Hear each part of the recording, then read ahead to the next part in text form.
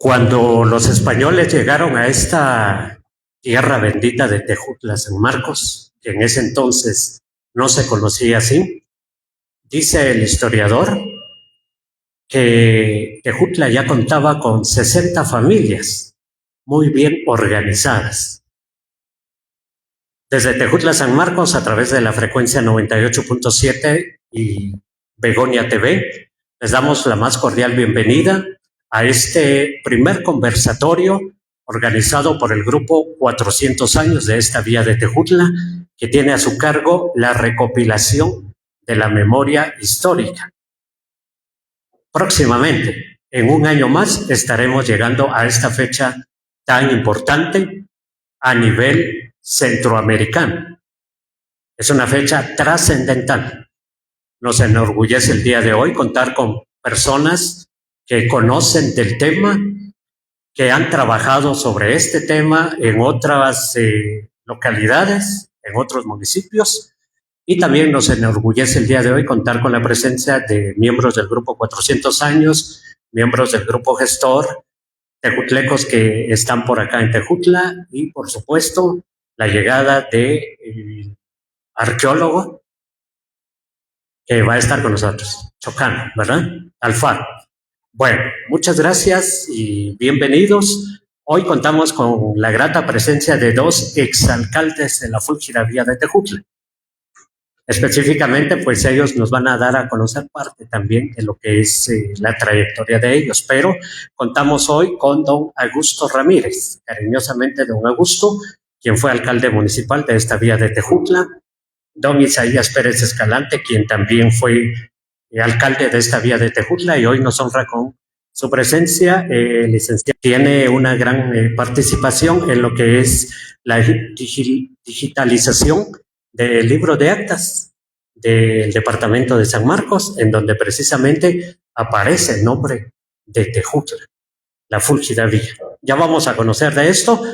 Por de pronto, hoy vamos a dejar el tiempo para que ellos pues nos enriquezcan con una plática muy amena sobre lo que es la historia del municipio de Tejutla.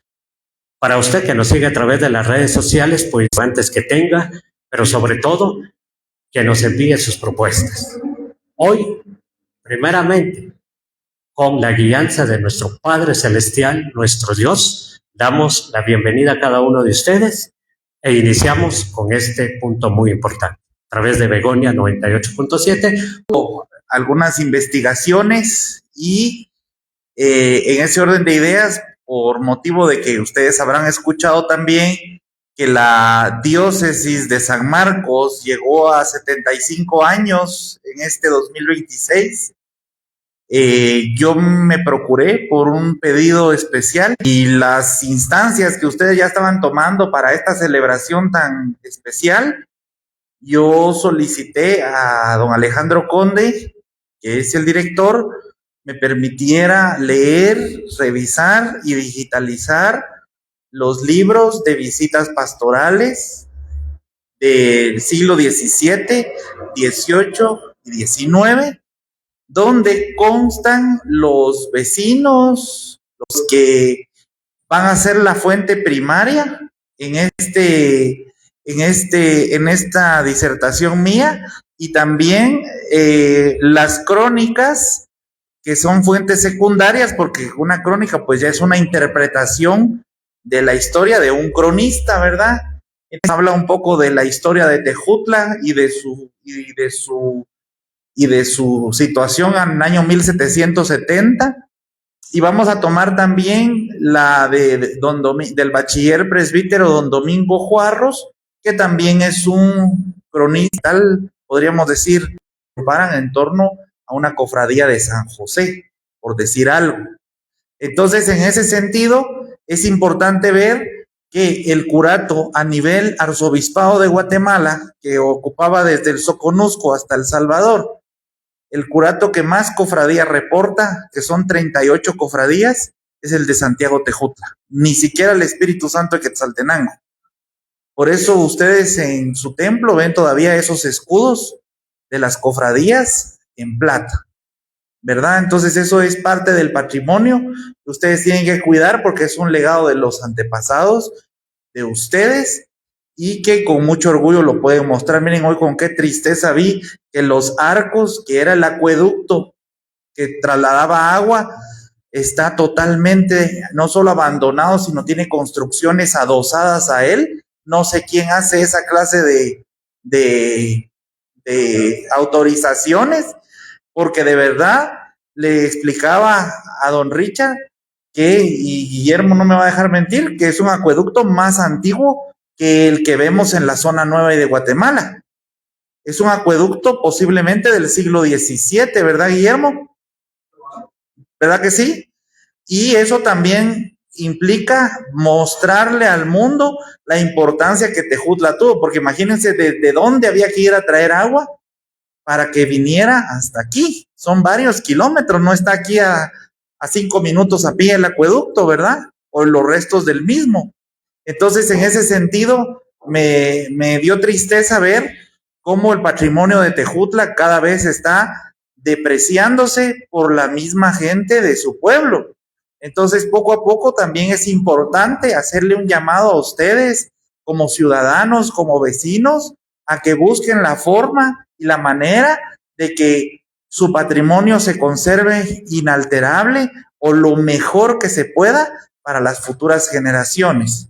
Entonces, mi saludo inicial, mi nombre es José Roberto Campoyo Mexicanos, soy licenciado en Ciencias Jurídicas y Sociales, abogado, y también soy miembro del Consejo del Archivo Histórico Municipal de San Marcos, también invitados a que lo vayan a conocer, hay muchos documentos antiguos. Me decía también don Richard que en un tiempo, cuando fue el tiempo de la guerrilla, una situación que vino la guerrilla y quemó todo lo de la MUNI, dice, entonces qué triste eso, ustedes también se perdió porque aquí seguramente había archivo municipal tan rico y tan grande como el de San Marcos. Pero yo creo, y ojalá venga Randy, porque yo creo que Randy está con ustedes, ¿verdad? Ojalá venga Randy a decirnos si existe todavía el archivo parroquial. Que eso también va a dar buenas luces y bastantes cosas muy interesantes a el pueblo de Tejutla. Recuérdense que antes la hegemonía, hasta hace 125, 140 años, la hegemonía religiosa la ostentaba la Iglesia Católica, todo el pueblo era católico. Entonces en la iglesia se iban a inscribir los nacimientos por medio de los bautismos, se iban a inscribir las defunciones por medio de los entierros y se iban a inscribir los matrimonios porque no existía el matrimonio civil. Entonces, esos libros son importantísimos para conocer incluso nuestro árbol genealógico, ¿verdad? De hecho, yo tengo antepasados tejutlecos. Imagínense, entonces tengo la mamá de mi abuelo, Roberto, era de Tejutla, y el abuelo de mi bisabuelo también era de Tejutla. Ellos eran de apellido Cifuentes. Entonces, hay bastante historia que ustedes pueden recuperar. Don Richard también me mostraba fotografías de algunas tumbas históricas del cementerio. Cuídenlas, por favor. Hay mucho de qué hablar. Y pues, después de esta presentación e introducción, pues cedo el micrófono en lo que preparo una siguiente.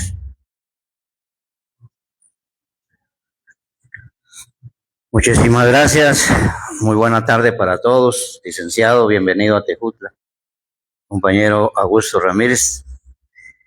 Respetables miembros del comité de la directiva Pro 400 años de la historia de Tejutla y personas por acá presentes, invitados, al igual que por acá el amigo que se hizo presente, bienvenidos y muchas gracias por esta presencia.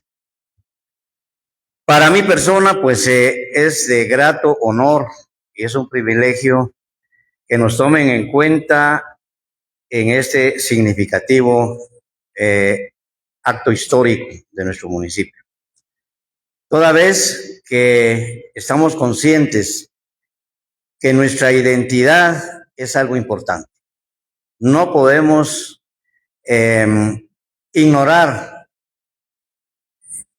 esa identidad que tenemos como tejutlecos ante todas las sociedades del mundo, principalmente de nuestra querida Guatemala, porque en ella encierra en sí nuestros valores, encierra nuestro pasado, nuestros ancestros y de todas maneras algo importante también de dónde venimos, dónde estamos y hacia dónde vamos.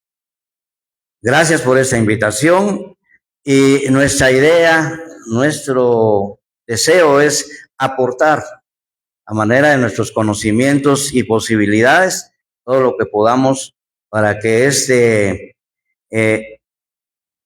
perfil histórico de nuestro municipio pues sea de lo mejor. Felicitaciones, don Richard, felicitaciones a todos los del comité y por este acto tan importante. Muchísimas gracias.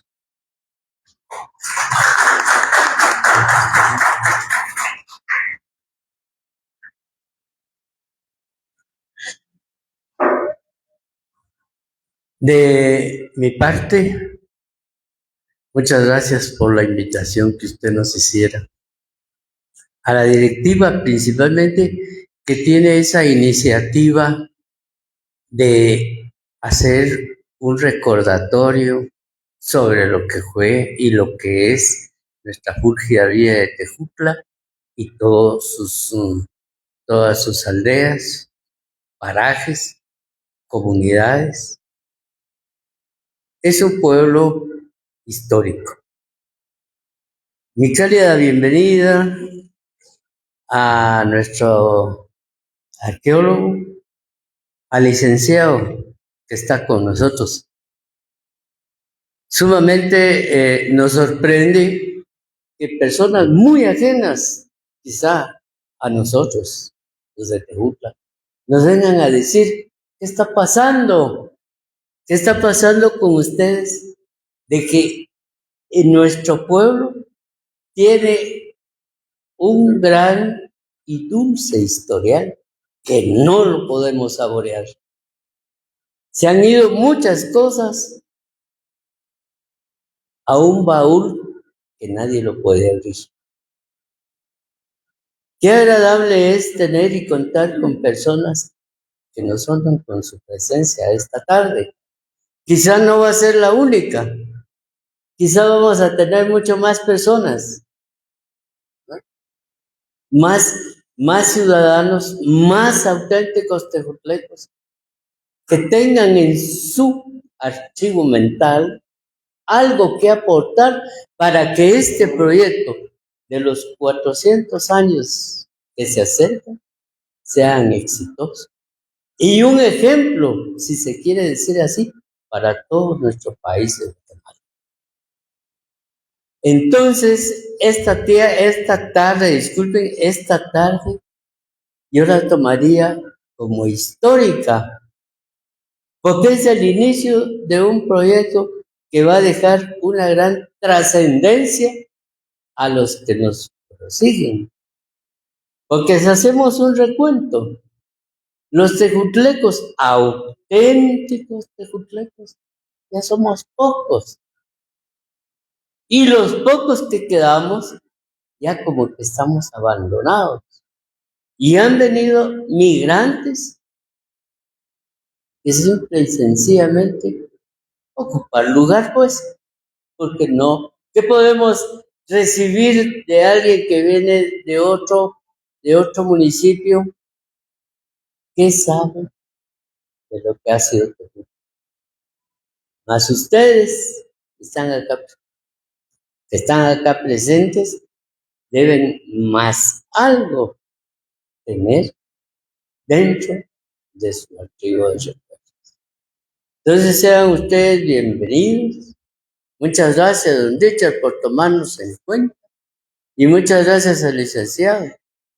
Nos ha tocado un punto tan importante y muy peleado. Y se lo hemos dejado.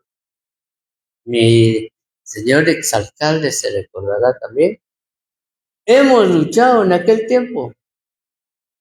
El famoso acueducto de los Arcos, histórico. No se pudo. Esto lo tenía a su cargo el Ministerio de Cultura y Deportes. Mas, sin embargo, las quejas no fueron tomadas en cuenta. Hablamos del acueducto. También podríamos hablar del túnel, el famoso túnel que sería desde la Chácara a morir a la parroquia. No sé si ustedes lo saben, lo sabían, lo conocieron. En fin, hay tanto que comentar sobre esto. Y termino para desearles a ustedes los mejores éxitos. Que su visita acá, su presencia en este caso, no sea única, sino que su presencia sea constante. Y que como deber de buenos y dignos teclecos, hagamos lo posible de llegar a un aporte histórico para que el libro que se piensa grabar, si se podría decir así, sea un éxito. Un ejemplo no solo para el departamento de San Marcos, sino para nosotros mismos. Que pasen la mejor de las tardes y que con lo que expongamos y que el paso a seguir, y ustedes colaboren en apoyo, porque no somos un saberlo todo. Lo que podemos alcanzar, lo alcanzamos. Y lo que no, tampoco vamos, como dicen los patojos, a contar pajas. No. El asunto lo tomamos en seriedad y así tiene que ser. Tomarlo con seriedad. No como un cuento. No para que nos dé sueño, sino para que nos despierte de lo que fue, de lo que es y de lo que será la Fúrgida Vieja. Muchas gracias.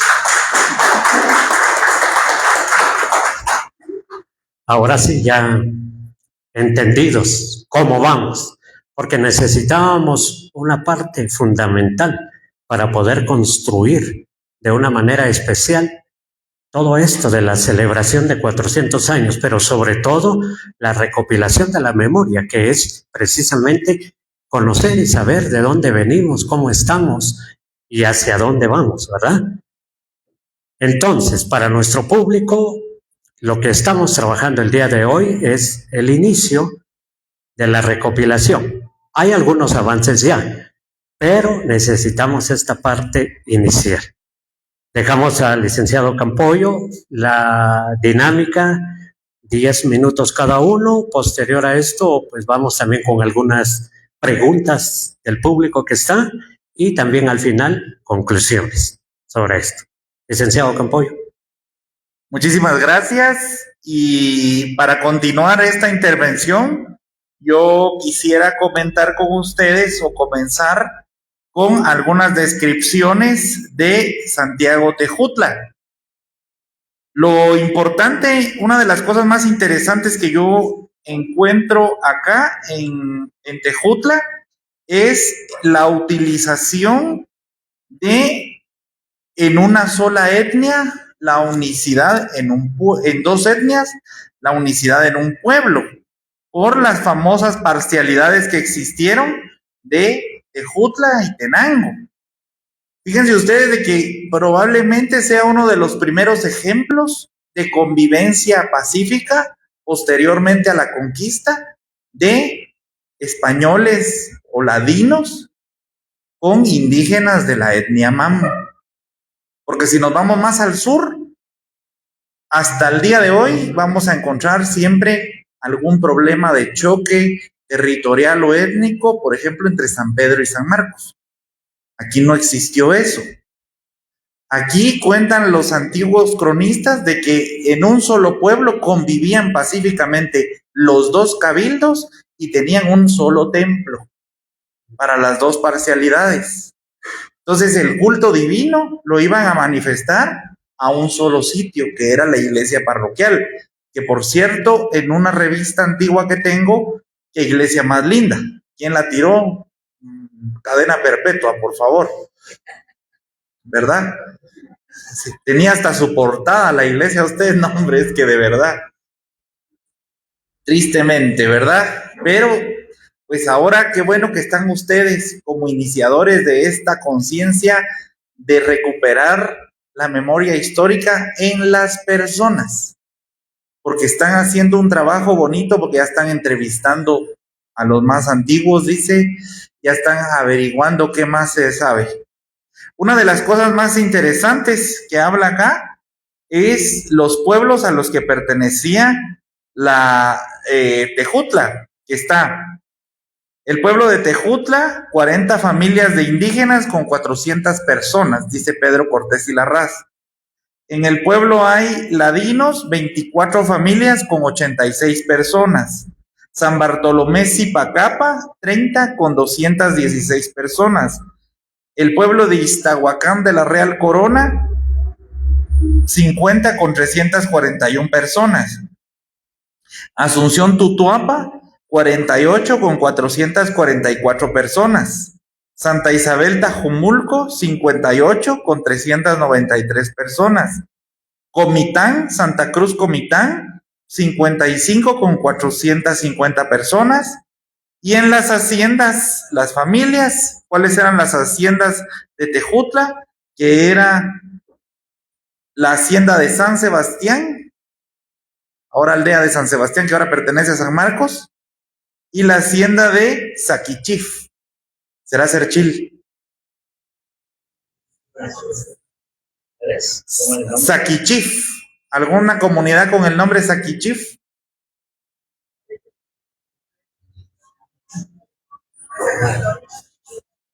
Sí, interesante, miren.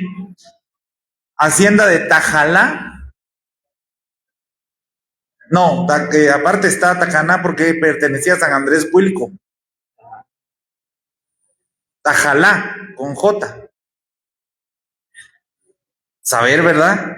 Pero pues esas eran las haciendas y los pueblos que pertenecían al curato de Santiago Tejutla. En cuestiones, dice Fuentes y Guzmán, en cuestiones en lo que toca a lo temporal, es la real jurisdicción del pueblo de Quetzaltenango. O sea, la cabecera era Quetzaltenango, era el corregimiento de Quetzaltenango.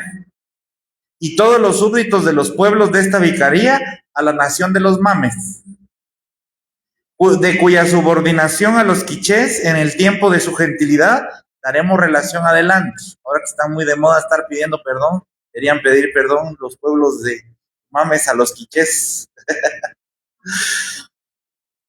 En una de las buenas y principales encomiendas que tiene la religión, esto es muy importante por la cantidad de plata que habla la iglesia y que tiene la iglesia. En la religión mercedaria habían 3 centros urbanos principales donde habían peregrinaciones constantemente al año. Y las 3 imágenes de la Virgen estaban forradas en plata. Es la de Nuestra Señora de la Presentación de Chiantla, con su Virgen forrada en plata. Nuestra Señora de Ostruncalco, con la Virgen forrada en plata, solo que se quemó en el 1939. Y Nuestra Señora de la Natividad de Tejutla, que ya está mencionada acá en el altar mayor, en estos inventarios. Entonces, esta situación nos indica que Tejutla también era centro de peregrinación, que se realizaban romerías y fiestas para las principales festividades de la Virgen. ¿Quiénes las integraban? Los demás pueblos comarcanos y que estaban presentes alrededor. 1627, yo no sé dónde hayan tomado la fecha, pero está bueno que celebremos 400 años porque nos da excusa para investigar y averiguar y ver de dónde, ¿verdad? Porque yo considero, de hecho hay otro libro que ya copia algunos informes al rey de España, precisamente sobre las lámparas del Santísimo que el rey patrocinaba, y es una carta al rey Felipe II, 1592. Al rey Felipe II, donde le dicen cuáles son las lámparas del Santísimo que se pagaban, el aceite, que era muy caro, que era materia prima, que se pagaban con dinero real. No es que el rey mandara el dinero, sino que aquí los alcaldes retenían los impuestos y entonces con ese dinero se pagaba el aceite. Y ya está tomado en cuenta el curato de Santiago Tejutla. Entonces, estamos hablando de 1592, ese informe. Entonces, mi teoría o la tesis que yo tengo es que tal vez en 1627, esa es solo una teoría, es la unificación de las dos parcialidades, es decir, de los españoles con los indígenas en un solo pueblo, bajo el patrocinio de Santiago ambos. Eso también es muy importante porque tenían el mismo patrón. Y por eso es que considero que ha subsistido la tradición de que va un Santiago de a caballo y va uno de a pie, porque alguno era el patrón de Tenango y otro era patrón de Tejutla, como tal, ¿verdad? Por eso hay dos imágenes del Santo Entierro, coloniales las dos también, porque de hecho salían dos santos entierros del mismo templo, solo que uno para un lado y el otro para el otro. Hay dos imágenes de Dolores porque habían dos cofradías de Dolores. Hay dos imágenes de San Antonio porque habían dos cofradías de San Antonio, una de indígenas y una de ladinos, conviviendo en el mismo templo. Miren qué bonito, creo que es uno de los ejemplos más antiguos de mestizaje, que se podía convivir pacíficamente.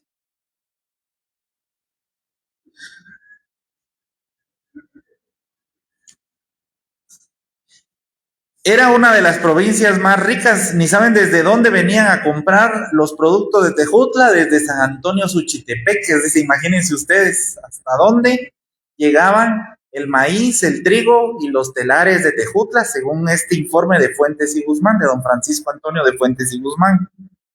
Otra de las cosas, dice que el temperamento del país es frío y sano y proveído de suficientes y buenas aguas. Es una de las buenas y principales encomiendas que tiene la religión de la Merced. Pues tenemos a San Ramón, la Virgen de la Merced, un montón de devociones que nos heredaron en esta región, ¿verdad? Y dice, con un convento muy bueno, iglesia y sacristía de teja. Solo para referencia, en ese mismo informe las de San Pedro y San Marcos eran de paja. ¿Ya? Con buenos adornos en el altar. Esta referencia de la iglesia de teja, comparada con la de San Pedro, con la de San Marcos, que era de paja, nos da también una visión que había más posibilidad económica en esta área que en la de más al sur.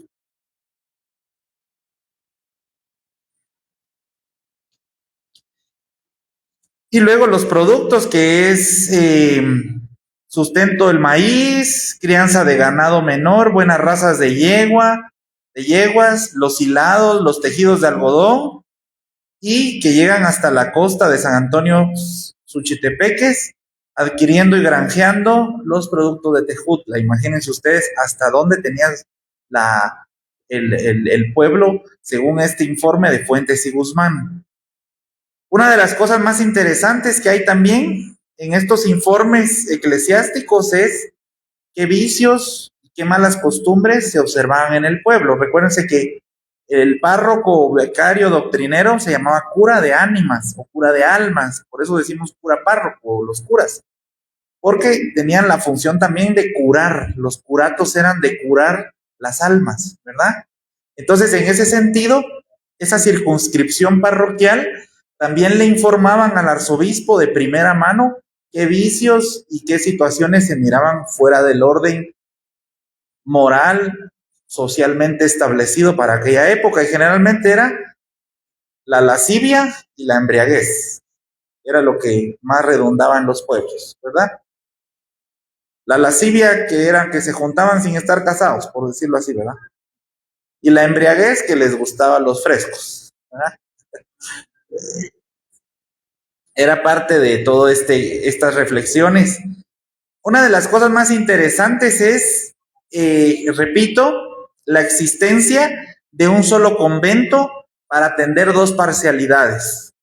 Esto lo redundan demasiado los frailes mercedarios que mandan al arzobispo el informe, porque se habla de una convivencia sana y pacífica, a pesar de que habían dos cabildos. ¿Dónde serían esos cabildos? Se los dejo de tarea. O sea, uno estaba a la par del otro, pero ¿cuál será? ¿Cuál sería? Lo que yo tengo comprendido es de que lo que hoy es el parque y el mercado era la huerta del convento mercedario. Eso sí también queda establecido. Y hay dos referentes bibliográficos también de investigación. No sé si ustedes conocen o recuerden al doctor Fernelli Moir. Él es tejutleco y ya compuso 2 libros, uno de la historia general de Tejutla y uno específicamente del curato. Bueno, si no me voy a extender, ahí está.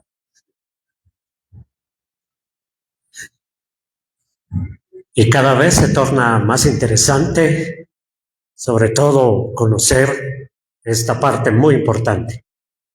Damos la bienvenida en esta tarde a don Augusto Alvarado, César Augusto Alvarado, quien es presidente de la Asociación Tejutleca de Residentes en la Ciudad Capital, ASOTEJ. Sea bienvenido. Muchas gracias por su presencia también.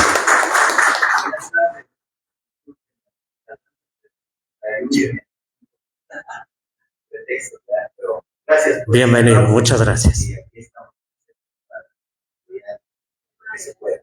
Muchas gracias.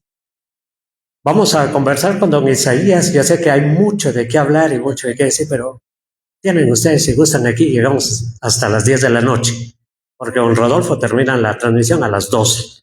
Eso sí. Bueno, pues interesante datos históricos y la cual pues nos lleva a encontrar justamente algunos hilos históricos que nos pueden conducir a llegar a concluir sobre lo que se quiere hacer. Miren, ahora que estaba yo escuchando por acá al licenciado con nuestros importantes datos históricos, justamente aquí también ya hay unas recopilaciones y que es que Tejutla es precolombino, para principiar, ¿no? Es precolombino. O sea que antes de que ya se fundara Tejutla, ya existía una etnia. En este caso era la etnia indígena. Posteriormente a la venida de los españoles, se fundó ya el poblado español, la cual hablan ahí de cuántas familias, pero que estos dos grupos eran antagónicos, porque definitivamente cada quien defendía lo que le pertenecía, o incluso el legado pues de cada etnia, ¿verdad? Era lógico, se resistían a la conquista propiamente, ¿verdad? Entonces ahí nace que en 1627 ya no es la fundación propiamente, y nosotros lo hemos recalcado. Yo también saqué una recopilación de datos cuando trabajé en el Ministerio de Cultura y Deportes, y ahí se concluyó que es la fusión de 2 culturas, la fusión de la indígena y la fusión de la ladina en ese tiempo, pero que ya estaban funcionando anteriormente, cada quien por su lado. Y ahí es en donde coincidimos, incluso platicando por acá con don Augusto, es de que también ahí en la municipalidad se conoce como un dato histórico que habían 2 ayuntamientos, el ayuntamiento de los indígenas y el ayuntamiento de los españoles, y cada quien se administraba por su propia cuenta, ¿verdad? Por su propia estructura, pero que cuando llegaron a hacer la paz y lograron fusionar estas 2 culturas ya sin problemas, sin tener que pelear entre ellos, entonces ahí es donde nace justamente este dato histórico que es en 1627. Ahí se logró la fusión de estas 2 culturas. Y aquí tengo yo un artículo en donde nos dicen que efectivamente en 1627 nace la administración de esta nueva organización. ¿Ya? Ahí es donde ya empieza la administración de este nuevo poblado, ¿ya? Porque entonces ya fusionadas estas 2 culturas, ya no habían problemas entre ellos, ya no habían pleitos propiamente entre ellos, sino que entonces ya empezó a fusionar en una sola. Y entonces ya es administrada por los españoles, porque ahí viene precisamente, ahí interviene la iglesia, ahí interviene justamente lo que aquí dice del curato de la Merced, que ellos intervienen y tratan de castellanizar como primer lugar a los grupos étnicos y a la vez introducir la religión que se profesaba en ese tiempo. Y ahí viene que justamente se expandió hasta donde ya pudimos escuchar todo lo que el territorio que concernía antes a Tejutla, que eran los municipios aledaños, y administrativamente de la iglesia llegaba hasta Tapachula, que según se conocía con ese nombre de San Agustín, San Agustín, pero después le pusieron Tapachula, incluía Unión Juárez. Desde allá venían a inscribir o a bautizar a sus niños. Aquí, como un dato histórico y anécdota a la vez, un familiar de allá de Tapachula no aparecía su partida de nacimiento, aquí lo vino a encontrar, ahí en los libros que existen ahí en la iglesia, aquí en el parroquial, ¿cómo le llaman aquí? La administración parroquial. Entonces, sí coincide con todos estos datos que se tienen de que en sí los 400 años nace la administración de una nueva cultura, una cultura ya fusionada, la antigua, la etnia y los españoles. Entonces, ahí precisamente, pero ellos ya existían antes. Otro dato que se deduce es de que, por ejemplo, yo tuve la oportunidad también de ir a Chapa de Corzo. Y en Chapa de Corzo es un municipio que está adelantito de Tuxtla Gutiérrez. Y como un dato histórico, ahí en este municipio está cuando efectivamente en este municipio fue el último que Hernán Cortés llegó, porque México fue conquistado por Hernán Cortés, así lo dice la historia. Y cuando Hernán Cortés se enfermó de gravedad, que lo menciona la historia, fue ahí en ese municipio de Chapa de Corzo. Y Chapa de Corzo, ahí empieza entonces don Pedro de Alvarado, toma el mando del batallón que traía, pero ya con algunos aztecas conquistados, ya también involucrados o integrados a su ejército. Entonces, por eso es que incluso ahí aparece la palabra Tlacalteca, porque ya venían unos mexicanos, en este caso del antiguo territorio mexicano, integrados al ejército de don Pedro de Alvarado cuando pasó por acá por Tejutla, porque ese es uno de los datos interesantes también que había que investigar, el recorrido de don Pedro de Alvarado, ¿va? Porque efectivamente se conoce que el recorrido de don Pedro de Alvarado se vino de Chapa de Corzo, de hecho por Tuxtla Gutiérrez, que no llevaba ese nombre antiguo, sino ya tenía otro nombre, por San Cristóbal de las Casas, y de San Cristóbal de las Casas bajó a Acuilco, porque también mencionan Acuilco como un lugar muy, muy antiguo, ¿verdad? Y que pertenecía justamente aquí a Tejutla, al curato. Y de Acuilco pasó, me imagino, justamente por acá, por Tejutla, porque si no, no hubiera habido un asentamiento español aquí, ¿verdad? Y coincide también con las fechas de fundación de Salcajá, Chantla, y en ese caso algunos lados de San Juan Ostuncalco y Quetzaltenango. Entonces, prácticamente por ahí podemos también darle viabilización a estos datos para que podamos ver realmente el verdadero origen y de dónde y las fechas que posiblemente es de fundación. Así como decía el licenciado, la fundación sí no se sabe, no hay un registro, pero se puede deducir de acuerdo a estos datos que se pueden mencionar, que existen, ¿verdad? Para poder determinar. Y aquí también en este relato se tiene realmente el origen, ¿verdad? Porque Texutla es el vocablo tlacalteca, es mexicano, y que en realidad quiere decir lugar amurallado, porque ahí está justamente también, ¿verdad? Y entonces vemos y dice que se basa por la posesión geográfica o los recursos geográficos que tiene Tejutla. Y Tejutla es amurallado, están precisamente, hablan también de las murallas azuladas que están a los lados, ¿verdad? Porque también en eso tiene que ver el vocablo que ellos tienen mencionado ahí.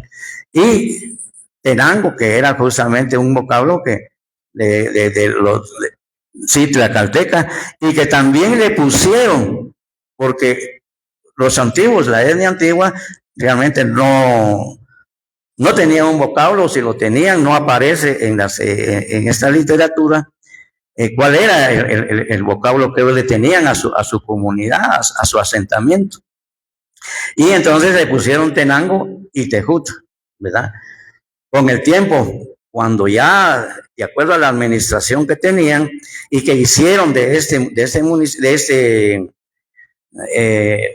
poblado en sí, entonces nace, porque entonces ya los españoles lo administraban, y al administrado por los españoles fue que le pusieron Santiago Tejut, porque Santiago en ese tiempo para los españoles representaba todo.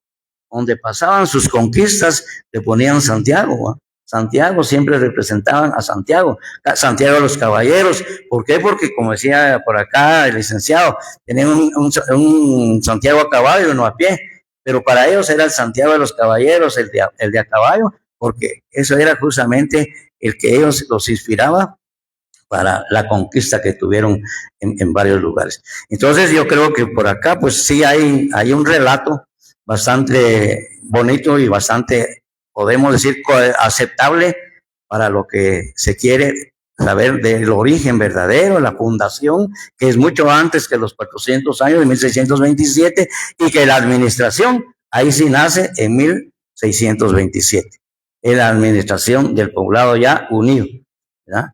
Entonces, posiblemente voy a tratar de fundamentar más esta situación con estos datos que yo le digo de Chiapa de Corzo. Allá existe una historia muy bonita, sobre todo no muy bonita, sino certera, en este caso, del recorrido de don Pedro de Alvarado, por dónde pasó, qué hizo, y para poder deducir. Pasó por Tejut, aquí lo fundó, este fue un poblado fundado por don Pedro de Alvarado, ¿verdad? Porque de hecho que hubo un poblado español, pues precisamente por lo mismo. Entonces yo creo que por ahí podemos fundamentar algo muy importante. Tengo otros datos por ahí, pero yo creo que le voy a dar la oportunidad también al compañero. Muy interesante, y resaltamos en esta tarde que hay demasiada información de Tejutla. De hecho, pues parte de lo que nos ha inspirado es el trabajo que muy buenos tejutlecos nos han dejado, como el doctor Fernelli Moyer, el profesor Marco Aurelio Paz de León, el señor Raúl Chávez, quien también tiene libros de Tejutla, y algunos más. Don Augusto, yo sé que usted tiene muchos datos también. Sigamos. Vamos a enriquecernos más.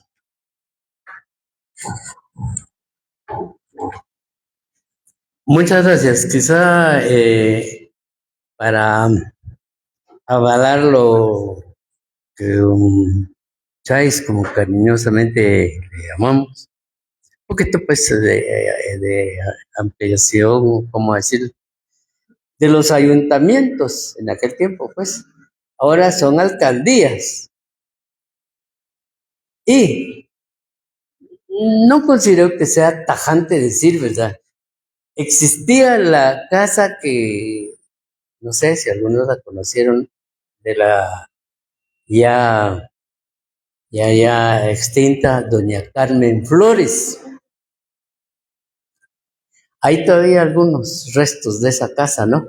Ahí era el cabildo, pero según así, que no se entienda tajante, ¿verdad? Entonces, según aquí nosotros, los habitantes de Tejutla, antiguos, por ejemplo, decían, allá es el ayuntamiento de los indios, y aquí, los ladinos, ¿verdad? Ni modo, nada que hablar. ¿Qué pasaba en ese tiempo? De que cuando la fiesta titular, en honor a nuestro patrono Santiago, decían bonos a la cofradía, que existían dos cofradías, ¿no? la indígena y la ladina. Y llegaban a confrontarse ya, como se dice, en santa paz. Qué agradable sería que cada uno de ustedes, cada una de ustedes, también se contrate a escudriñar, a buscar y quizá hasta dialogar con personas ya de edad, pero que sean genuinos tejutlecos. Porque ¿qué le va a preguntar usted a alguien que viene de otro municipio? No sabe nada, tal vez ni lo de donde él nació, no digamos de que es Tejutla. Entonces, que nos quede como deber, pienso yo, de los que estamos. Aportar siquiera unos 2 renglones, un poquito. Yo, que diga alguien, yo descubrí esto, pero que sea real, ¿verdad? Entonces, complemento lo que usted decía, y esos 2 ayuntamientos existieron, la de los indígenas y la de los ladinos. Tan es así que cuando era la fiesta titular de Santiago, entonces ya era el barrio Tenango y el barrio Tejutla. ¿Se escucharon ustedes? Las jaladas que le decían, las jaladas del palo negro. ¿Y en qué consistía? En que los tejutlecos y los de Tenango pues se concretaban a jalar el palo a ver quién ganaba. No, en Santa Paz eran las jaladas, aparte el palo en Cebá. Entonces, son cositas que son sencillas, pero que tienen mucho valor. Lástima de nuestro templo católico, que lo derrumbamos. Nosotros patojos todavía, porque fuimos a ayudar a botar el campanario que no se venía. Que no caía ni por nada, ¿verdad? Ese pensamos, y ahora ya grandes, pues, pero cuando éramos patojos, era nos sirvió de diversión prácticamente ir a tirar el templo. Cuando debió haber quedado como un oratorio, hoy día, como lo conserváramos. Y para ajuste de penas y de todo, viene la guerrilla o el ejército. ¿Quién de los dos quemó la municipalidad? ¿Y a quién le hicieron el daño? Según ellos, en ese tiempo, lamentablemente me tocó el turno. Entonces, pensaron que con terminar de quemar los valiosos libros, pensaron que con mi persona se terminaba todo. No tiene nada que ver, gracias a Dios estoy todavía vivo para contar esa triste historia, porque no es algo valioso. Que nos hayan quemado lo más sagrado, que era nuestro archivo municipal. Y para cabo de ajuste de estas intenciones, que tal vez no eran malas, según la persona como lo haya tomado, nuestro alcalde Humberto mandó a quemar un cajón, tal vez usted lo vio, un cajón lleno de un historial tremendo. Y lo mandó a quemar. Parte de la historia. Y entre de esa biblioteca, podríamos decir, habían libros tan valiosos y muy valiosos, que cuando estaba ardiendo el fuego yo no me di cuenta hasta cuando empecé a sentir el olorcito a papel quemado, ¿eh? Y salgo y dice, mire, se está quemando, no está quemando nada. Y fui a ver el cuarto de las pulgas, le decían, ¿verdad? El cuarto del pulguero, porque si entraba uno ahí salía negro de pura pulga. Y en ese cuarto ahí habían libros muy valiosos, libros de actas, periódicos de el diario Centroamérica, que traía mucha historia. Yo creo que no sé si a ustedes les guste o no les guste hablar un poquito de eso, ¿no? Pero, ¿saben quién? Curiosamente, y lo admiro, Hugo López, el hijo de don Adrián López. Cuando él vio la quemazón de libros, corrió lo que pudo y ¡pum! Jaló un libro, ya casi a la mitad. Y yo lo conservo, un libro quemado. Y ahí nos habla de un presidente de aquel tiempo, del general Justo Rufino Barrios. Decía ahí, y dice, y ahí lo tengo marcado y señalado, donde dice, el municipio de Tejutla le damos 50 quetzales para que empedre su principal calle. Ahí está, plasmado en ese libro. Lástima que se quemó, pero hay una parte que yo la estoy conservando.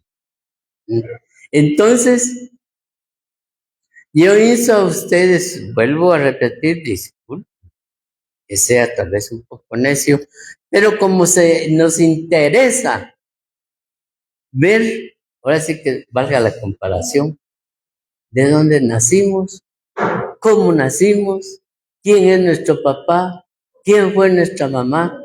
Entonces, tomar esto de Tejutla como que si fuera nuestro hijo, buscarle su procedencia de nacimiento hasta llegar al momento en que estamos ahorita iniciando este proyecto.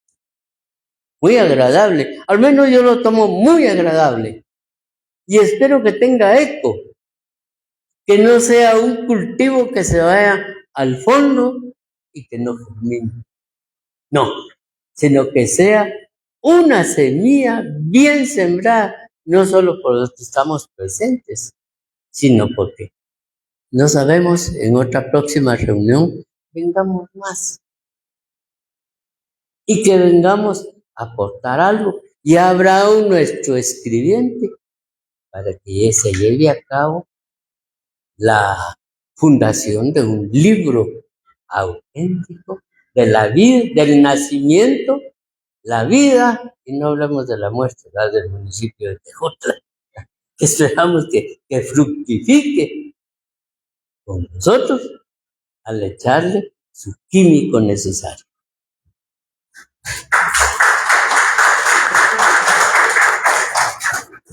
Y es que precisamente todas estas historias que el día de hoy se están conociendo por acá van a quedar escritas en algunos libros de texto que van a ser distribuidos en las escuelas.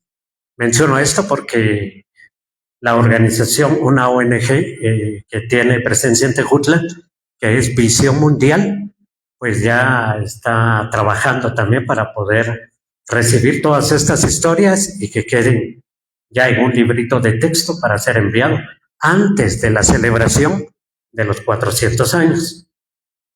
Por ahí se hablaba de que en Tejutla existió la hora cultural y esperamos que la serie de conversatorios que se vienen tengamos a más tejutlecos, porque hoy solo es el inicio y vamos a tener a más tejutlecos hablando de esto, porque para llegar a lo del día de hoy, acá estamos, se convergen diferentes pensamientos religiosos, diferentes formas de trabajo, diferentes culturas, y ahora ya no solo es lo de atrás, ahora ya somos varios en Tejutla. Licenciado. Pues sí, por supuesto, lo que usted me decía, don Richard, de que también vale la pena consignar en la investigación los hechos históricos que han dado vida a nuevas instituciones, no solo religiosas, sino educativas, cooperativas, etcétera, ¿verdad? Que son parte de la vida actual del poblado y del municipio. Una de las cosas interesantes que ya ustedes mencionaron y me gustaría saber si ustedes los tienen identificados son si existen vestigios de esos poblados prehispánicos que estuvieron asentados en esta región. ¿Hay? ¿De dónde más o menos? Sí. En Quipambe también. Montículos. Ahí también había que considerar este espacio que se llama Las Tapias,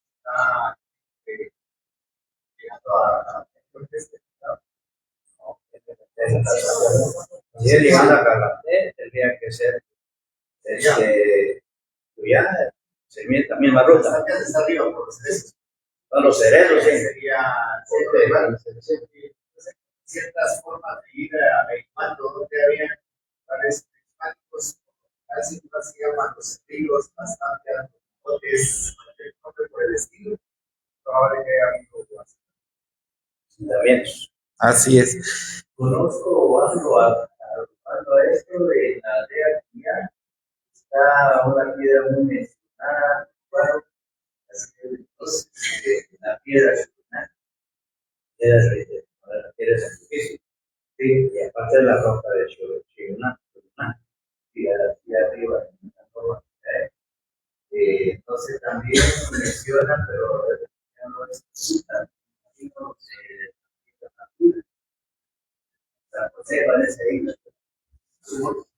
¿Eso era de Tecutla? Sí, recordemos que Parra era parte del curato. Sí, es que una de las cosas, sí. Por ejemplo, Venecia, ¿cómo lo ha querido quitar la Concepción? Porque los intereses, pero gracias a los paisanos, ellos no han aceptado, ellos son criminales, y qué bueno, pero a veces hay aquellas decepciones de que a veces los alcaldes no apoyan esas aldeas, porque ellos dicen, ¿cómo Concepción apoya sus comunidades cercanas? Entonces ellos dicen, ¿cómo Tecutla nos abandona? Y ellos pues, siguen siendo Tecutla a pesar del abandono, pero ahí están. Entonces, siempre dejo ese instituto también para los alcaldes, ¿verdad? ¿Qué podemos hacer por Venecia? Que a veces es algo secundario. Muy bien. Una de las cosas que quiero resaltar acá también es de que tenemos que comprender que en el siglo XVI, con estos choques violentos, con estos encuentros culturales, que no solo eran castellanos, venían tlaxcaltecas, mexicas, totonacas, otomíes, etcétera. Tenemos que comprender que los pueblos se fueron formando en procesos. Es decir, no vino Pedro de Alvarado y trazó el pueblo a cordel con calles y plazas y demás y dejó hecha la iglesia, no. Estas son parte de las leyendas que todos tenemos que irnos quitando de la cabeza, que la formación de los pueblos fueron procesos, a veces largos. Por eso es posible también que estemos hablando de 400 y no de 500 años. Eso también es un punto a tomar en cuenta. Otra de las cosas importantes es lo que ustedes ya se han quejado mucho, es la migración, que en todos lados es un fenómeno natural del ser humano. Toda la historia humana tiene migraciones, fenómeno natural. Pero lo importante es de que ustedes, como tejutlecos de origen y de nacimiento, conserven esa cultura, esa identidad, y en lugar que vengan a imponer, ustedes contarles lo bonito, lo atractivo de su cultura, de su identidad, de sus tradiciones, de sus costumbres, etcétera, todo este conjunto de cosas. Porque sí, es un fenómeno bien tremendo. Por ejemplo, en San Marcos lo vimos en el 2012. El terremoto, muchas de las casonas antiguas, como ya no eran de marquenses propiamente nacidos allá, sino de gente de otros lugares que llegó a vivir y le compró a las familias las casas, aprovecharon porque no tenían la cultura de conservación, entonces aprovecharon la oportunidad de decir, ay, que me bote la casa, ¿verdad? Porque ya está vieja, ya no sirve para hacer mis locales, porque ese es un pensamiento que se tiene. Y entonces, lo que se puede hacer, porque hace, ¿qué? 4 años, aquel arqueólogo, ¿te acordás que vino? Byron Morales. Todavía conocimos unas casas que el año pasado, antepasado, ya no estaban, porque veníamos a ver molinos de trigo y veníamos a ver hornos, porque todas las casas antiguas tenían su horno. Por eso no habían panaderías antes, porque todos hacían pan en sus casas. Y todo eso se ha ido perdiendo. incluso un señor que se llamaba Don Ángel López, sí, que vivía así en una bajadita, así para abajo era su casa. Me había comentado que él había asistido a la demolición de varias casas y de varios hornos aquí en Tejutla e iba recogiendo algunos vestigios que iban quedando, porque había una costumbre, una creencia de que cuando se hacía el horno, antes en la cimentación se metían trastecitos de barro para que abundara la comida. Entonces esos trastecitos a veces aparecían cuando se quitaban los hornos y don Ángel me comentaba que él había recogido algunos. Entonces imagínense o lo que aquí hizo el profesor de rescatar ese libro. Eso de verdad son actos heroicos y como dice muy sencillo, aunque sea un párrafo, ya está dando el dato de un hecho histórico. Y eso es lo que nos vamos a tratar de apegar en cuanto al libro, a datos, porque interpretaciones vamos a tener muchas y las de cada uno esperamos que todos lo lean para tener su propia interpretación, ¿verdad? Pero los datos valen la pena recopilarlos. Y también como tarea de todo ciudadano, hay ley de libre acceso a la información pública, que averigüen si todavía quedan algunos libros en la municipalidad. Si quedaran algunos, ver la forma de conservarlos. Les voy a contar una historia así rapidito. Hace 2 años aproximadamente, la municipalidad de San Pablo contactó a su servidor por medio de un laborante de ahí que se llama Eduardo Cotón, porque en las bodegas de la Muni tenían tirados unos libros antiquísimos forrados en cuero, como eran los libros antiguos, y que no sabían ni qué decía ni nada. Entonces se contactaron con su servidor y por medio del Archivo Histórico Municipal de San Marcos les dimos por lo menos la transcripción paleográfica de los libros para que ellos supieran qué decía. Le dimos una medio estabilización porque pues no se cuenta con el equipo, pero sí ya hemos tenido algunas capacitaciones por lo menos para que los libros estén estabilizados, y se devolvieron en un acto solemne y les hicieron escaparate y ahora están exhibidos ahí y tienen la motivación, el municipio de San Pablo, de hacer su archivo histórico municipal. Entonces yo creo que como tarea de ustedes como ciudadanos sería importante averiguar si en la municipalidad quedan algunos libros para ver cuáles son y cuántos quedan, y poco a poco poder ver la forma de la formación de su archivo, de la custodia de esa historia, porque es una historia redundante.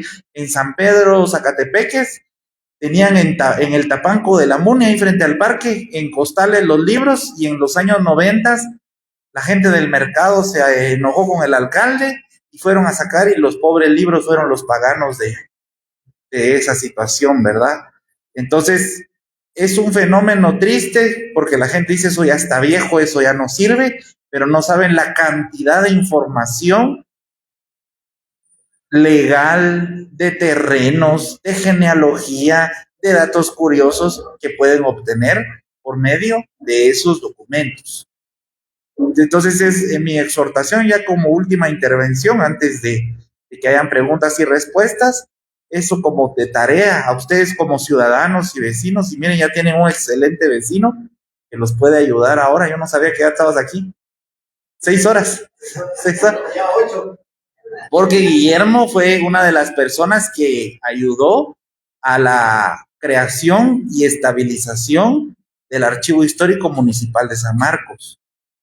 Entonces, ahí tienen ustedes un gran apoyo con él para que les ayude a identificar no solo libros, sino también bienes patrimoniales del pueblo. Muchas gracias.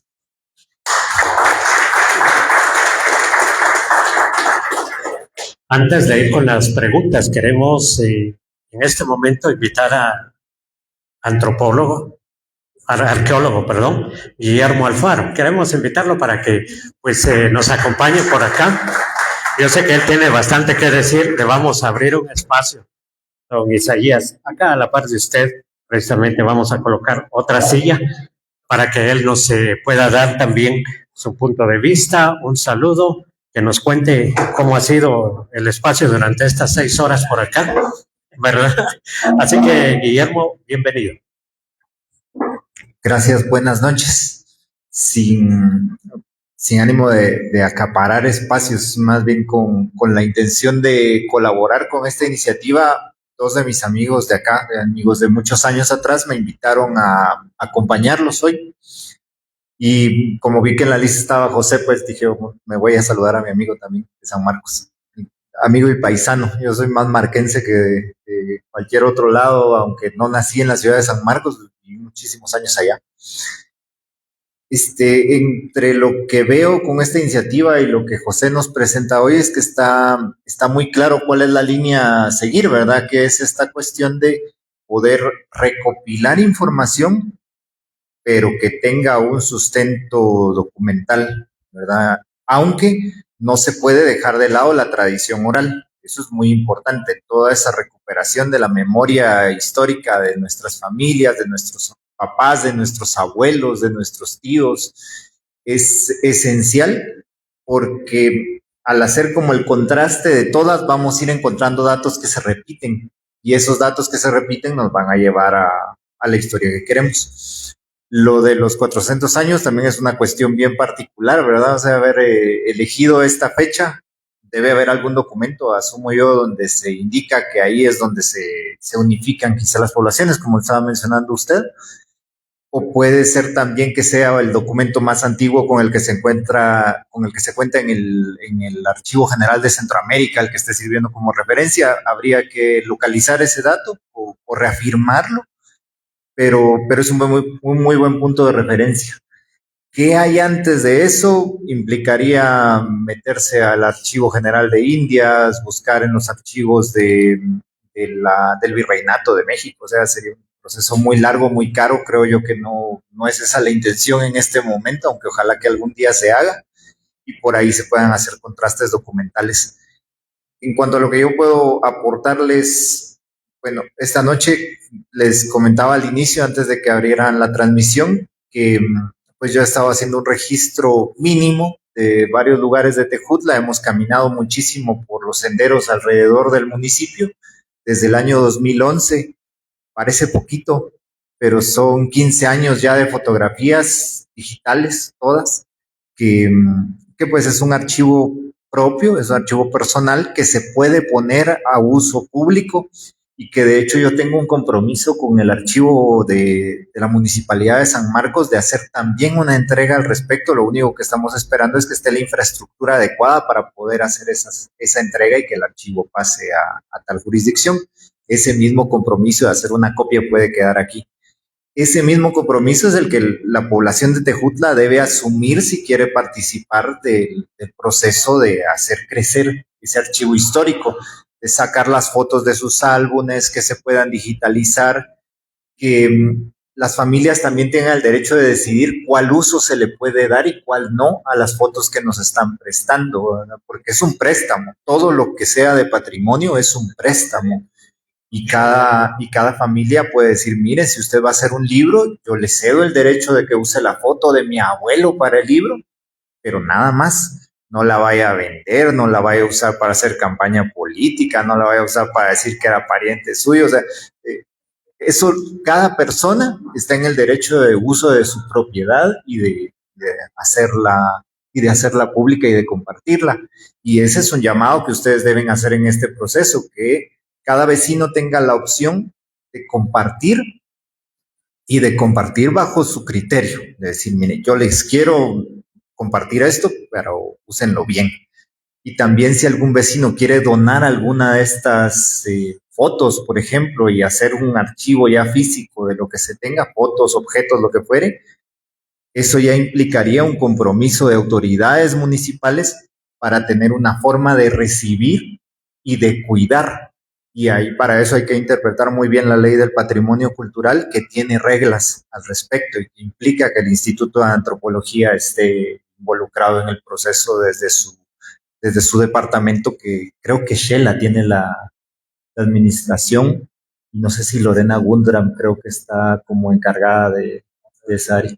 Entonces, esas serían algunas de las cuestiones que yo les puedo dar como líneas de lo que se me ocurre ahorita con esta primera sesión, que ya explican ustedes qué es lo que están haciendo y que pues afortunadamente cuentan también con esta asesoría y acompañamiento de José, que les puede ir dando esas pautas de lo que hay en los archivos históricos, en el archivo de la Catedral de San Marcos, que entiendo que hay algunos datos en el archivo histórico municipal de San Marcos, en las memorias de Cabildo de Quetzaltenango, que están impresas, que también habría que buscar, el título de los señores de San Juan Ostuncalco, que sería la contraparte en la referencia de lo que es la historia del pueblo MAM, y así, ¿verdad?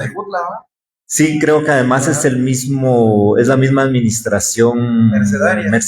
Ajá. Entonces, por ahí esos serían los pasos que hay que ir dando para encontrar ese atrás, pero siempre con ese compromiso del grupo de respetar los derechos de la propiedad de las personas, los derechos de propiedad del Estado sobre el patrimonio cultural, y que la misma ley establece eso, que el patrimonio, pues por ley, a partir de los 50 años, cuando algo tiene valor histórico, es patrimonio del país, y consta a la administración del Estado hacerse responsable de que pues ese proceso se lleve de buena manera en su conservación. Entonces, bueno, ya te doy la palabra porque entiendo que hay preguntas y les agradezco mucho por recibirme hoy. Muchísimas gracias al señor Alfaro, que precisamente nos viene a dar un tema muy importante, sobre todo en esta etapa trascendental de Tejutla, ¿verdad? Yo sé que todos queremos seguir escuchando, ¿verdad? Y queremos participar. Vamos a dejar un tiempo, si alguno de los que están presentes el día de hoy tiene alguna pregunta sobre lo que se está trabajando, porque en sí es la recopilación de la memoria histórica del municipio que al final va a tener un resultado como uno de los libros que tiene por acá el licenciado, así, pero que a la vez va a llevar un código QR que va a ser dirigido a un sitio web, que ya se trabajó el sitio web, en donde las personas, exactamente como lo dice aquí el señor Alfaro, van a tener la oportunidad de ingresar su información, pero con el debido respeto, para darle precisamente ahí lo que es el resultado de todo esto a las personas tal como se lo merecen. Información hay mucha, pero hoy día todos en nuestro deseo de dar aportes al municipio, incluso utilizamos la inteligencia artificial, pero no debe de ser así. Las fotografías deben de venir tal y como están, ¿verdad? Entonces, este espacio está abierto ya para el sitio web tejutla400.com. Allí precisamente pueden ingresar con la información. Si alguno de ustedes tiene alguna pregunta, yo le quiero invitar para que venga para acá, que pueda lanzar la pregunta, o para quienes están a través de Begonia TV también puedan hacerla a través de la página que ya está, Tejutla 400 años. Si alguno de ustedes tiene alguna pregunta, yo sé que en el transcurso de los conversatorios vamos a seguir sumando. Estaba leyendo un poquito acerca de la historia de cómo llegó la iglesia evangélica a este lugar. Y precisamente es acá donde decía el señor Alfaro, cancela.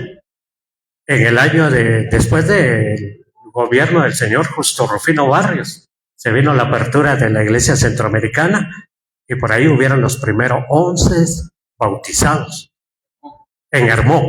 Ahí está la primera iglesia evangélica de San Marcos. Y así vamos sumando, aquí vamos conociendo. Todos somos parte de este proceso. ¿No hay preguntas? Seguimos con nuestro licenciado Campoyo. Tenemos mucho de qué hablar, licenciado. Sí, pues es bastante, pero como es la primera, tenemos que saber condensar los datos, ¿verdad? Porque datos hay un montón de Tejutla. Tenemos que conocer también bastante qué es lo que tenemos que, hacia dónde vamos a dirigir la investigación y qué más podemos encontrar en las casas del pueblo. Porque hay una situación muy interesante. Fíjense que en el Archivo Municipal de San Marcos no están los títulos de San Marcos. Pero un amigo por ahí, aquel genealogista, ¿cómo se llamaba él? Vinicio Guzmán de León, Vinicio Guzmán de León, que tenía antecesores de San Marcos, encontró el testamento de el capitán don Esteban de León, que era su antepasado y que a su vez era tenía como antepasado el conquistador Juan de León Cardona. Y resulta que en el testamento del capitán don Esteban de León dice que él tenía en su poder los títulos del pueblo de San Marcos. Imagínense, o sea, no estaba en la MUNI. Entonces, imagínense lo que pueden encontrar ustedes buscando despacio, con respeto, como ya lo dijo Guillermo, respetando el derecho de propiedad de las personas y respetando la voluntad. Si es, miren, yo les voy a prestar esta foto. Fíjense que hay una empresa en la antigua Guatemala, una fundación, donde le cobran a uno $50 por uso de foto y le hacen firmar a uno un contrato de que la foto solo va a ser utilizada para lo que usted la pidió. Es decir, si la va a poner en su tesis, si la va a poner en una investigación, si la va a poner solo para eso. No hay derecho de replicarla, no hay derecho de prestarla, no hay derecho de nada más que solo para lo que la pidió. Entonces, en ese sentido hay que ir tomando esos detalles y respetando. Entonces, así cuando miren que ustedes están respetando esa voluntad, esa situación, la gente se le va a ir quitando el celo que tienen o el miedo para ir a mostrarles las fotos, los documentos. Miren, por ejemplo, la casa tan linda que es de don Marco Paz, ¿verdad? Todo lo que hay ahí, las fotos, los documentos. Hasta ahí yo conocí las famosas pizarras que mi abuelo contaba, que no habían cuadernos. Entonces apuntaban rapidito en una pizarra y en la siguiente lección a borrar lo que habían apuntado antes, ¿verdad? Pero esos detallitos son parte de la historia. También hace poquito hay una página que se llama Historia de Guatemala en Fotografías, publicó unas fotos de la colección de una universidad. ¿Has visto? Que están a color, parece, que son de Tejutla. Y se ve el Judas ahí colgado en la torre de la MUNI. Y se ven las procesiones de Semana Santa de Tejutla de los años 40. Entonces, todo eso se puede recopilar. Yo puedo hablar con el administrador de la página y decirle que nos pueda prestar algunas fotos de esas. ¿Bajo qué condiciones? Pues ya él dirá, para colocarlas en el libro, ¿verdad? Entonces hay un montón de cosas que se pueden ir haciendo despacio, pero ¿cómo se dice? Sin prisa y... Sí, pero sin perder el norte y el objetivo, ¿verdad? ¿Dudas, preguntas, comentarios, opiniones? Abro ya no solo a dudas, sino a comentarios, a opiniones, quejas, enojos. Ustedes digan, ¿qué más les interesaría conocer y saber? ¿Sí?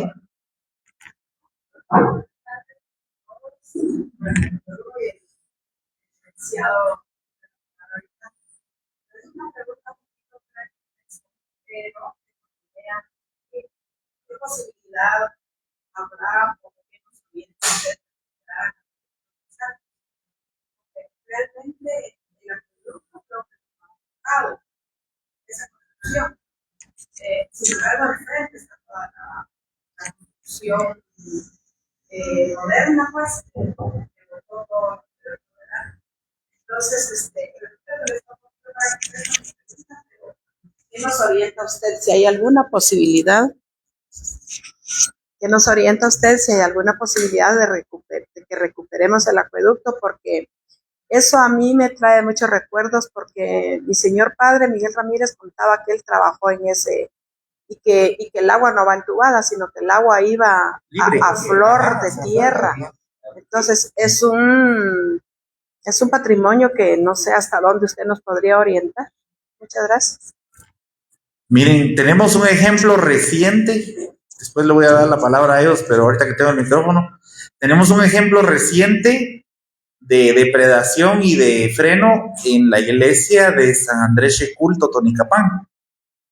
Ahí, como es una iglesia que es visibilizada por la comunidad, desde la comunidad y todo esto, ahí brincó ya el Ministerio de Cultura porque la están pintando al gusto de ellos, con los materiales que ellos puedan tener a la mano y etcétera, ¿verdad?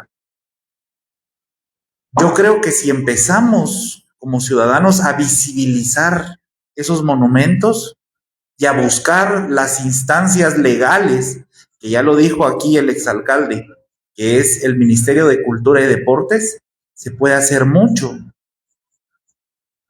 Lo que falta es instancia, es decir, de parte de los mismos ciudadanos a ir a platicar, ir a quejarse, ¿verdad? Tenemos varias instancias, está el registro de bienes culturales, está depredación de patrimonio, hay una oficina encargada únicamente de registrar la depredación al patrimonio que se puede realizar. Y no solo es eso, sino también el patrimonio visual, porque no es solo que no les pongan construcciones, sino que no le tapen con letreros y cosas así, ¿verdad? Muchas gracias. ¿Vieron? Vean, yo conozco del caso, gracias a los amigos de Azotec, desde hace 12 años atrás, con Jaime Rodolfo Sánchez, lo platicamos varias veces, que pues era una situación bien delicada porque ya es una propiedad pues, en la cual hay una escritura, no sé si pública o registrada en favor de las personas que están ahí. No obstante, el patrimonio es un bien inalienable de la nación y entonces se puede hacer un procedimiento para que la gente que está ahí sea quien lo cuide. Esto es bien importante que se entienda y que se vea claro. El Estado no tiene la capacidad económica para conservar una pieza como esa. Las municipalidades con el situado constitucional difícilmente van a asignar un presupuesto anual para conservar un monumento histórico, que implica, entre otras cosas, el hecho de que la misma municipalidad debiera asignar guardianía y mantener esa guardianía, y son 2 guardias, o sea, es una cosa de locos en cuanto a lo económico, poder mantener el patrimonio cultural. De ahí es que la gente se aprovecha y pues se va dando ese deterioro progresivo. Pero las instancias, como bien lo dice José, existen, hay una Fiscalía de Delitos contra el Patrimonio Cultural, ajá. Entonces sí se pueden hacer las denuncias. Eso también implica que las personas que encabecen el proceso de denuncia tienen que entender cuáles son las condiciones coyunturales de Guatemala al momento de que se procede a hacer una denuncia, pues uno mismo se está exponiendo a otro montón de cosas. Entonces, en realidad la mejor forma de hacer esto es encontrar un punto de equilibrio con las mismas personas que ya tienen en posesión ese patrimonio cultural y a tratar de apelar a su buen juicio, a la responsabilidad que tienen con el país de conservar esos objetos. Y si no va por ahí la cuestión, porque puede pasar también, entonces la responsabilidad de los vecinos a quienes les interesa, es recuperar toda la información posible al respecto de ese objeto en aras de que probablemente algún día se pierda, porque también hay que ser conscientes de que eso puede pasar. Entonces, en ese sentido, lo mejor es hacer un buen registro, pedir permiso, hacer planos, recuperar toda la información que sea posible y conservar por lo menos la información. Esa es, digamos que la línea a seguir en materia legal. Primero la conciliación, después los procesos legales.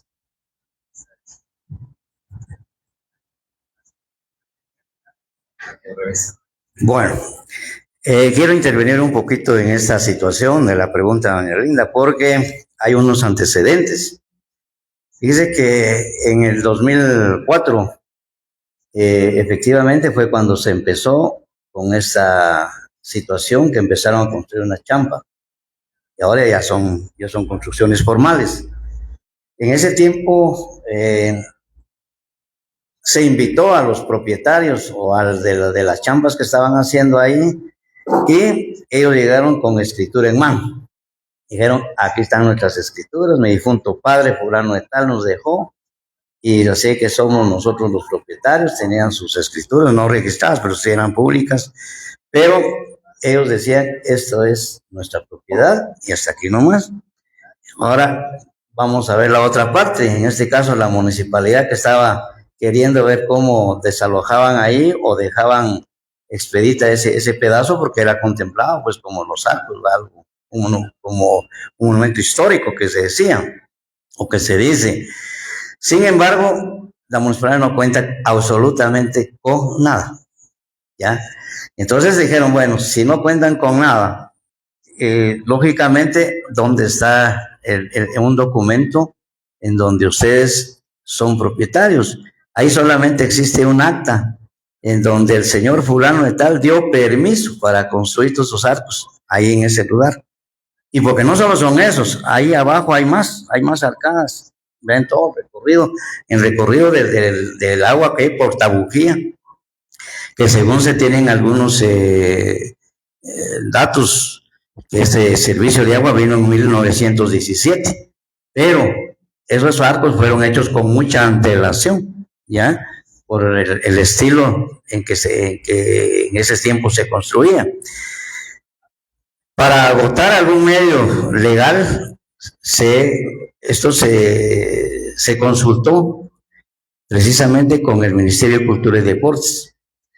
Y ellos dijeron, bueno, pues nosotros vamos a hacernos cargo de esto, cosa que evidentemente no hubo razón.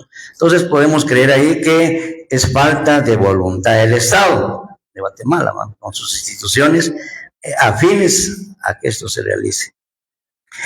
En vista que no tuvimos, o no, porque yo estaba ahí en ese tiempo, en la municipalidad, no se tuvo eco con el Cultura y Deportes, entonces averiguamos que también hay una ley en donde Caminos tiene derecho a una ampliación de todas las carreteras intermunicipales de 20 metros. Y ahí llegaba justamente, más atrás de los arcos llegaban los 20 metros. Entonces dijimos, ahí está la solución. Ahorita viene Caminos que tenga que quitar eso porque está dentro del área que le corresponde al Ministerio de Comunicaciones y Obras Públicas. También a ellos se les mandó un oficio, y no hicieron absolutamente nada. Cuando vimos ya las construcciones, ya estaban, como quien dice, ahora sí, díganle porque nos están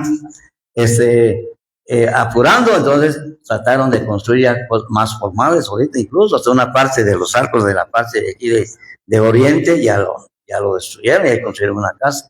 Entonces, si uno se mete con municipalidad o el alcalde, en este caso, representa a la municipalidad o al municipio, viene como consecuencia el abuso de poder, que en fin, una serie de cosas, y a los antejuicios, y quién se va a querer meter a clavos. Entonces tienen que ser las instituciones afines a esta situación. Entonces, ahorita lo que le corresponde, y muchas gracias por la información a ustedes, si hay otras instancias a quién recurrir, pues lógicamente hay que retomar esto. Lógicamente, ahora sí se necesita de inversión, porque hay que indemnizar a esa gente, pues, que ya construyó ahí, o en fin, ¿verdad? Porque no es nada más de entrarse uno así a la brava, decir, con permiso, este es mío, y bajo de qué documento, porque ese es el problema, pues. Si dice que aquí, hablando ya de algunas cosas que son patrimonio también del municipio histórico, los tanques públicos. Esos tanques públicos que son históricos aquí y no tenían documento. Estaban simple y llanamente por la palabra del donante, y aquí le doy una cierta parte y ahí construyan. Pero no habían, simplemente eran las actas aquellas que existían de posesión, pero no existía documento alguno. Hoy ya cuentan con documento, todos los edificios públicos ya cuentan con documentos, se hicieron como en 1908, ya tienen sus escrituras, pero ahora sí ya se puede tener una base para reclamar. Lamentablemente los arcos no se pudo, ¿verdad? Por el hecho que ya les comento, pero no está de más que retomemos esa situación de repente, ojalá que algún día, o al menos pues ya no lo sigan deteriorando, sino que quede como un patrimonio ya, como un recuerdo de Tejuta, ¿verdad? Muchísimas gracias. Aprovecho este espacio. Un vecino que está siguiendo a través de las redes sociales se vino corriendo y nos hace llegar esta hermosa fotografía, precisamente como eran los arcos, ¿verdad? Pueden ustedes verla por ahí, pueden tomarla. Si usted la quiere apreciar más adelante también, nos hacen llegar y es un tejutleco pues que ama y le gusta el patrimonio también. Estamos en la parte final, mis estimados vecinos. Vamos a agradecer a cada uno de ustedes. Continuaremos con estos conversatorios. Gracias a Estéreo Begonia por estar el día de hoy, a Begonia TV. Seguiremos con esta serie de conversatorios y a las personas que están interesadas ya en enviarnos su historia, en enviarnos su información. Por ahí tenemos ya el trabajo que han realizado los compañeros del grupo 400 años, que precisamente ahora en Semana Santa estaremos reunidos tomando un cafecito, comiendo pan. Iremos a ver dónde se hace el pan y el grupo se estará presentando oficialmente también a toda la ciudadanía, a todo el pueblo de Tejutla en general. Es un grupo meramente cultural, sin fines políticos, religiosos, con el único deseo de poder hacer de Tejutla lo que ha sido siempre. Como lo dijo el poeta Armando La Parra, la fúlgida villa de Tejutla. Para usted, muchas gracias porque nos ha acompañado el día de hoy. Por acá cerramos transmisión de Estéreo Begonia, de Begonia TV. Que la pase bien, que la disfruten. Y si usted tiene alguna anécdota, súbala a la página, súbala al sitio web, tejutla400.com. Y yo empiezo con esta, como dijo don Rodolfo, por allá nos vemos. Feliz noche.